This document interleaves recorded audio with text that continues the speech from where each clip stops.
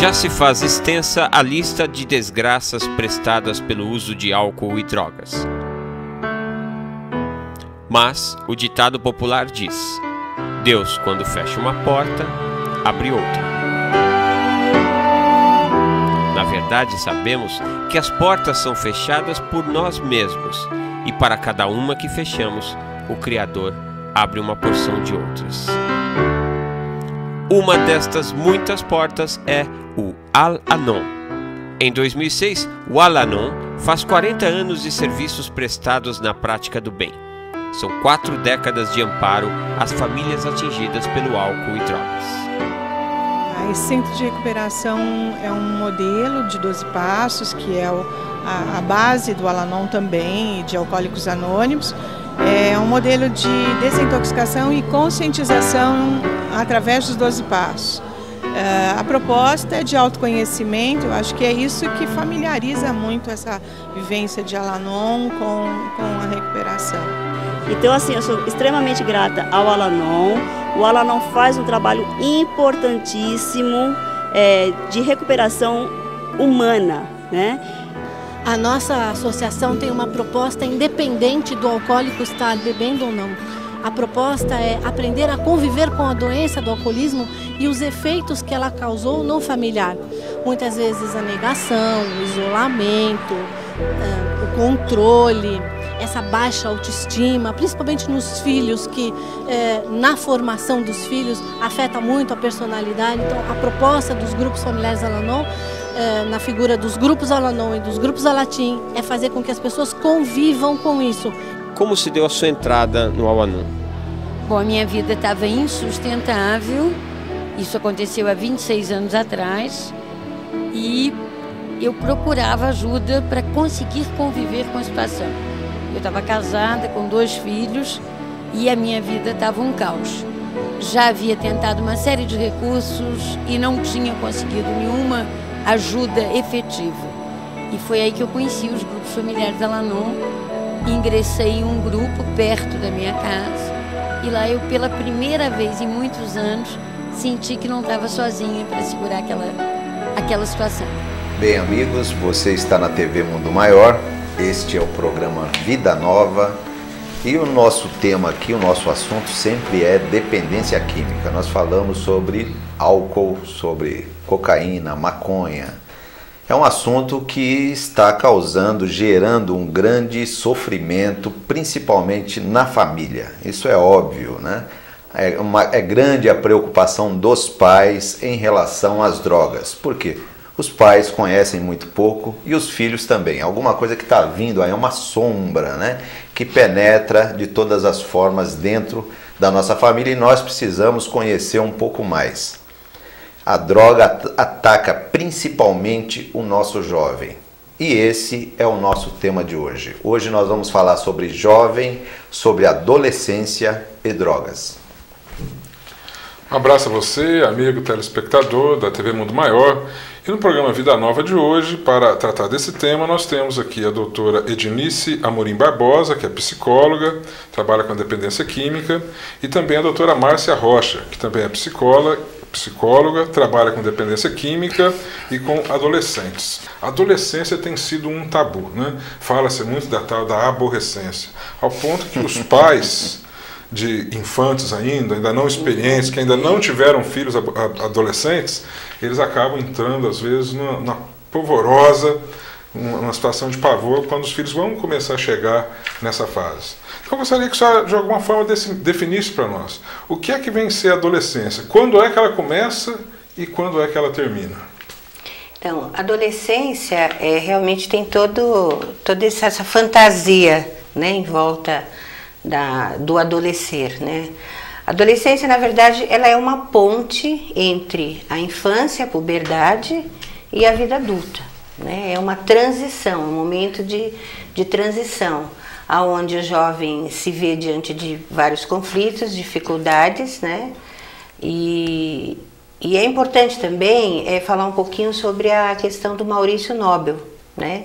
Ele estrutura a adolescência sobre vários aspectos, né? Então ele fala da busca da identidade, ele fala da tendência grupal, da necessidade desse jovem se uniformizar, né, que traz para ele a busca do grupo e a tranquilidade que ele busca nesse grupo, porque ele nega a família e vai buscar esse grupo, né?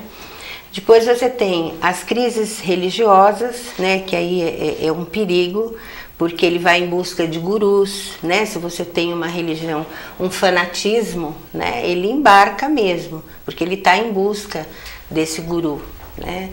Você tem a necessidade dele intelectualizar e de fantasiar, o pensamento dele é todo fantasioso, né? Ele pode no pensamento dele.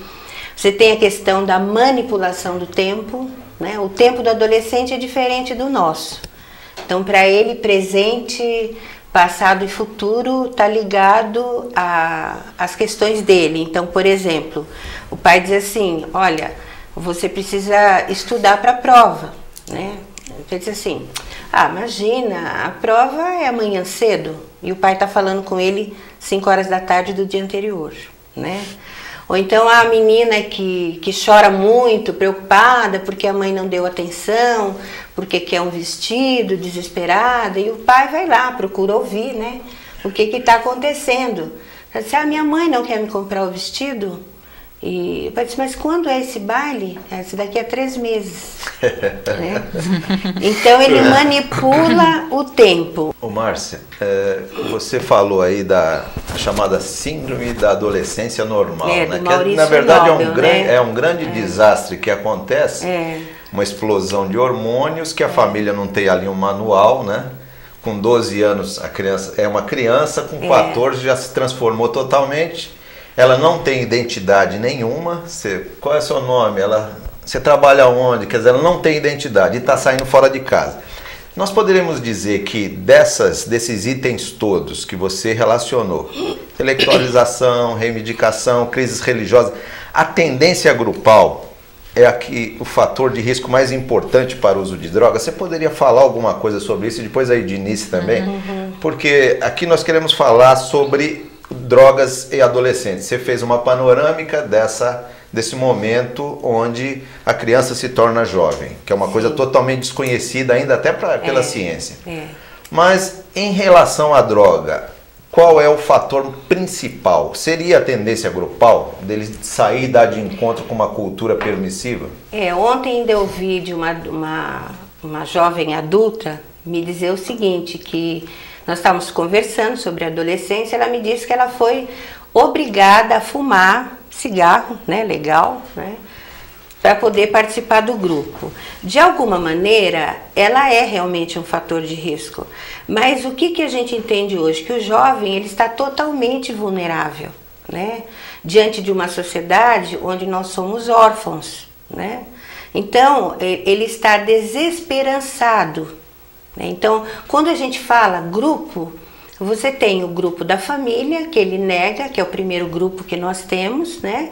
Então, ele nasce da família para entrar na sociedade. Mas que sociedade que é esta, né? Que grupo que é este, né? Então, isso que é importante para o adulto refletir, né?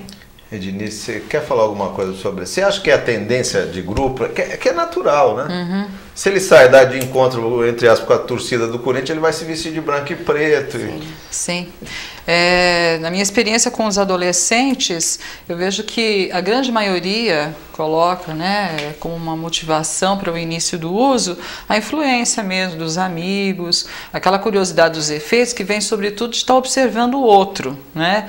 Então esse grupo ele é muito permissivo, esse grupo ele é cada vez mais frequente em todos os espaços. Você vê que hoje a gente não tem nenhuma área de segurança, né? Não tem a escola, antes se falava assim sobre a igreja, não, vou mandar para a igreja, não, em todos os lugares você tem. Então, e o adolescente acessa todas essas áreas, e eu acredito que a tendência grupal é um fator. Até porque eu acho importante. Que ele tem a necessidade de identificação. Sim, como claro. É que ele vai se colocar no meio? Nós não estamos aqui advogando, né? Ou justificando, mas é uma realidade. É isso mesmo, não? Sim, mas é fundamental que o adulto ele que deve se instrumentalizar, né? De conhecer a adolescência, de realmente entrar nesse mundo, porque é uma coisa interessante, né? Eu acho que você também deve vivenciar isso, que quando a gente passa para a vida adulta, parece que a gente esquece que foi adolescente, né? Então, a gente olha para o adolescente como algo assim assustador, mas a gente também já passou por isso, dentro de contextos, né? Então, assim, num projeto de paz que eu coordenava, a gente trazia essas vivências dos pais dele, como é que era a adolescência deles. Então isso fazia com que eles se aproximassem um pouco mais dos seus filhos, dos seus jovens, para poder compreender. Então assim, eu também fui adolescente, né? Eu tive o relato de uma mãe que dizia que a família dela era evangélica, então tinha que usar a sainha lá embaixo. Então ela subia a sainha, pulava a janela, né? E ia para o baile. Mas quando você vai tratar com seu filho, você não lembra isso. Então essa atemporalidade que o adolescente tem, nós também temos, porque muitas vezes a gente esquece, diz, poxa, eu fui adolescente também, como é que eu não lembro disso? Né? Nós vamos dar um pequeno intervalo, daqui a pouquinho nós voltamos para continuar sobre esse tema, programa Vida Nova.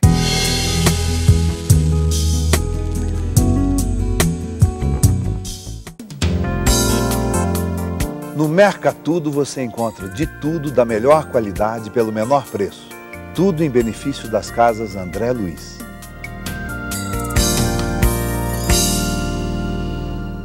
Nos próximos segundos você vai ver e ouvir nada, nada, nada. Ocupe este espaço e tenha sua marca, serviço ou empresa associada a uma programação cujo único intuito é alcançar um mundo maior.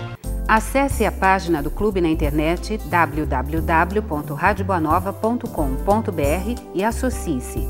Assim, você passa a fazer parte deste clube de amigos que patrocina as ações de divulgação do Espiritismo pela internet, literatura, rádio e televisão. Outra forma de associar-se se dá através do telefone 0800 12 18 38. Uma vez sócio, você passa a fazer parte do clube e tem acesso a receitas, mensagens, poesias, notícias relacionadas a eventos espíritas e muito mais. Além, é claro, de fazer valer a mensagem do Espírito Emmanuel.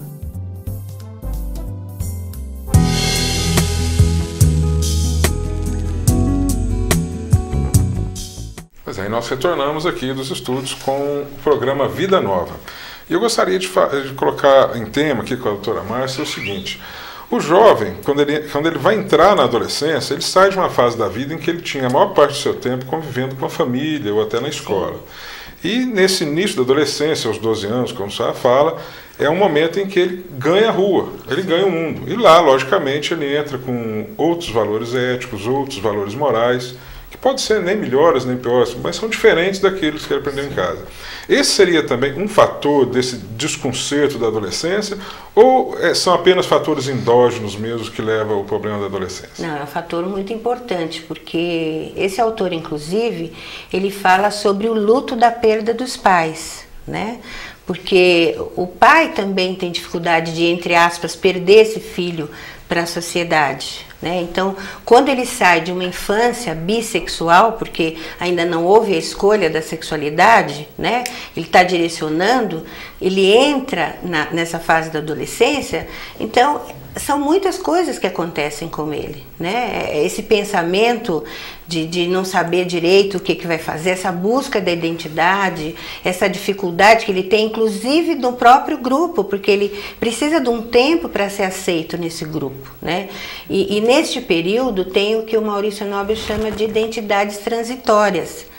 Então acontece desse jovem muitas vezes apresentar comportamentos homossexual e a família fica preocupada.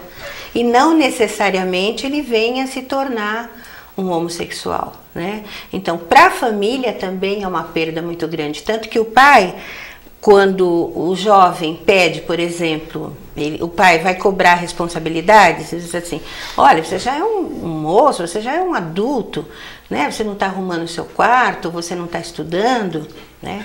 Mas quando ele vai pedir para o pai para ir para uma festa ou para algum lugar, ele diz, não, você é criança ainda, né? Então, para o pai também existe essa dificuldade de perder este filho para a sociedade. Fala-se muito desse diálogo em família, os pais têm que conversar muito com os jovens, mas que o pai possa fazer isso de uma forma eficaz, ele teria sim que se preparar, e como se preparar para isso? Então, ele precisa buscar serviços especializados, ele precisa ler, né? Ouvir programas que falem sobre adolescência. E o mais importante, estar de peito aberto, porque ainda há uma dificuldade muito grande do adulto de acreditar que todas essas questões da adolescência são verdadeiras. Ele sente aquilo, é o sentir, né? Então, o adulto diz, é bobagem, no meu tempo não tinha isso. Né? Não é que não tinha, é que não se estudava, não se dava a devida atenção. Então, o adulto precisa se preparar para isso. Viu, Márcia, apesar de haver uma grande oferta de droga, né? Existe também fatores protetores muito fortes, porque a grande maioria dos nossos jovens não estão usando droga. Isso é importante, né? Sim, felizmente. Então, quais seriam, porque existem os fatores de risco que é a própria adolescência, a puberdade, juventude, tudo bem. Mas, quais seriam os fatores protetores familiares?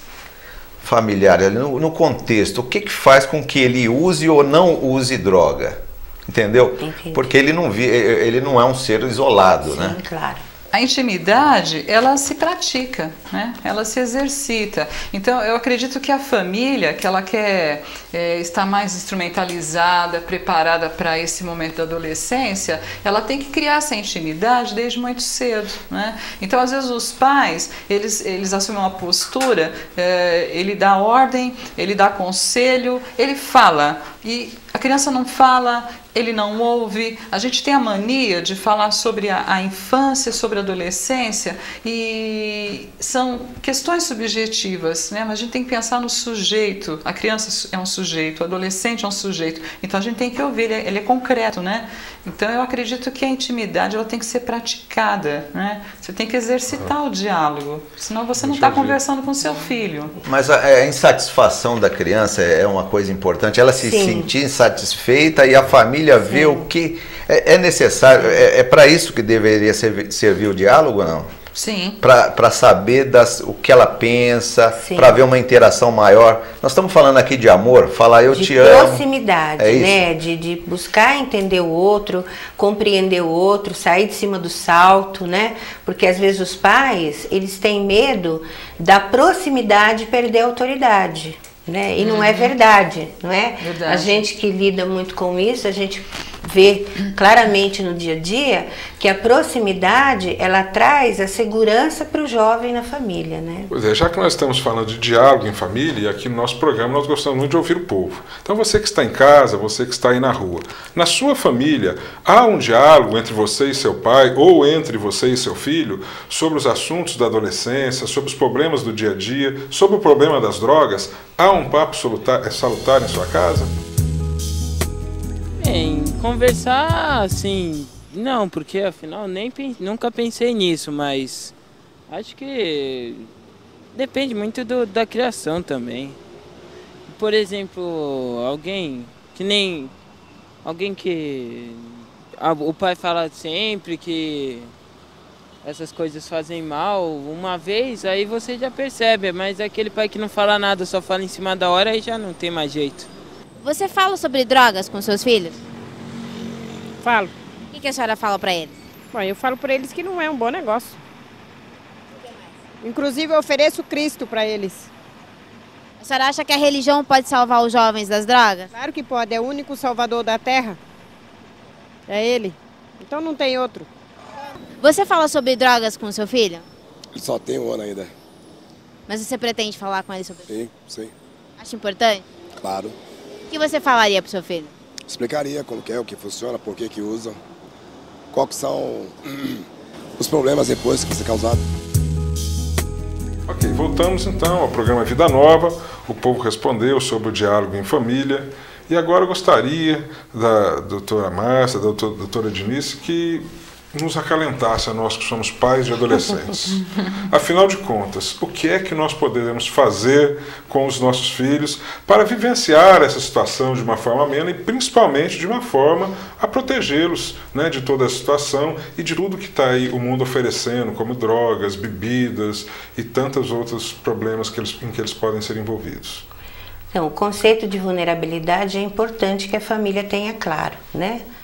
Então, essa família, ela precisa ser acolhedora, ela precisa se aproximar mesmo desse jovem, né? Deixar claro para esse jovem que ele é aceito com todas as aborrecências dele, né? E que ele está ali a postos, né? A família está a postos. Se ele sai e volta com as suas questões, ele vai ser ouvido, né? Você quer acrescentar mais alguma coisa? A família tem de estar presente, né? Algumas famílias até que têm um poder aquisitivo relativamente bom, ela acha que educar bem, que o que é suficiente é propiciar uma série de bens materiais, né? E não é isso. Então, às vezes você vê uma criança que tem um quarto abarrotado de brinquedos, mas não teve uma presença durante todo o seu desenvolvimento do pai, da mãe, e assim, um encontro com qualidade, né? Uma escuta sempre ativa. O que a Márcia já falou a respeito desse pai, dessa mãe procurarem as informações, discutir droga. Claro, né? Quando você vai trabalhar com uma criança, você vai falar a respeito desse assunto, existe uma forma de dialogar. É diferente você conversar com um jovem já com 17 anos, mas precisa ser feito, né? Não precisa ter medo disso, de falar a respeito desses assuntos com a criança. Oi, Ednice, na sua experiência, eu tenho uma experiência, eu gostaria de perguntar para você. Sim. A gente sabe que a experimentação hoje ela nós podemos dizer, quase comum. Por quê? 28,9% dos adolescentes de primeiro grau já estão bebendo assim, de um modo quase que frequente. Isso, dados e levantamentos científicos do CEBRID. E a experimentação de maconha também é alta. Então acontece casos assim, você recebe um jovem de 12 ou 13 anos que a mãe fragou fumando maconha. Como é que você lida com isso? Como é que você não rotula o dependente? Como é que você alerta essa família? Porque às vezes há um desespero, meu filho é de um drogado e eu vou internar meu filho. Então, para a gente desmistificar um pouco e não fazer terror, como é que você lida com isso? Então, aí você vê, se essa família, ela nunca trabalhou, né, no seu seio essa informação, porque as pessoas ainda têm, né, essa ideia de que o problema só acontece na casa do vizinho. Quando chega no serviço, aí a gente faz uma corrida contra o tempo, né, tentando, às vezes num único momento, né, raros encontros, difícil, inclusive quando estão presentes o pai e a mãe, geralmente a mãe é que assume, o pai fala, isso aí não é problema meu, e aí você, né, tenta ali explicar para ela que, olha, não, mas veja bem, isso pode, né, ser uma fase, enfim, fazer tudo isso que a gente está tentando fazer aqui, né? E às vezes a gente consegue com sucesso, muitas vezes não, né? Ou leva um tempo para essa família se acertar. Então é por isso que é importante começar isso quanto cedo. Você falou de experimentação de álcool, né? As famílias hoje em dia, mais do que nunca, elas também têm que pensar no modelo que elas oferecem para os seus filhos, não é verdade? Elas têm que pensar no modelo, né? Então não é tanto se preocupar com aquilo que eu posso oferecer, porque hoje a sociedade é muito consumista, né? A gente tem que trabalhar os valores intangíveis, né? A ética, né? Trabalhar o amor, enfim. E aí, junto de tudo isso, trabalhar a informação também. É a questão do exemplo, né? A criança aprende muito mais pelo gestual, pela mímica da família, do que propriamente dito pelo conselho. Às vezes a palavra é vazia de significado, né? E a escola, ela tem uma função preponderante nessa situação da formação do adolescente? Então, a gente tem ido fazer um trabalho em escolas e a gente pergunta, né, quem já usou álcool. Então, infelizmente, 80% a 90% levanta a mão, né? Então, se a escola ela não tem um trabalho de prevenção dentro, se ela não ouve os seus jovens, se ela não promove as artes, que a arte e esporte também é um caminho da prevenção, né?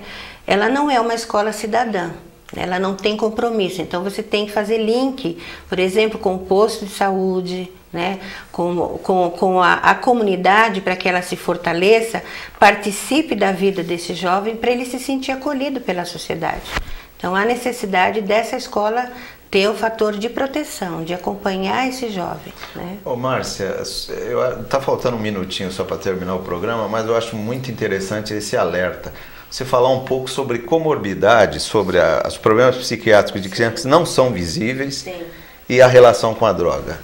Então, como na adolescência você tem meio que uma depressão permanente, né? Você tem aí muitas vezes o jovem que é depressivo e não sabe. Que já leva a isso, que junta com a depressão da adolescência. Você tem o transtorno, o TDAH, que é o hiperativo, né? Você tem o toque, você tem bulimia, você tem anorexia, então você tem uma série de comorbidades, de doenças que estão em conjunto com a adolescência. Fica invisível para a família. Isso. A família não percebe isso, né? Porque acaba meio que massificando junto com a adolescência. Então tem que ter essa clareza também, né? Ok, hoje nós tivemos aqui com o nosso programa Vida Nova a presença da doutora Márcia Rocha, que é psicóloga, trabalha com a dependência química e também com adolescentes, e também da doutora Ednice Amorim Barbosa, também psicóloga, que também trabalha com dependência química. Nossa, muito obrigado, esperamos contar novamente com a presença da senhora aqui no nosso programa, foi muito importante. E a você, caro telespectador, logo mais nós voltamos com mais um programa Vida Nova, contando com a sua audiência. Paz, serenidade e sobriedade a todos.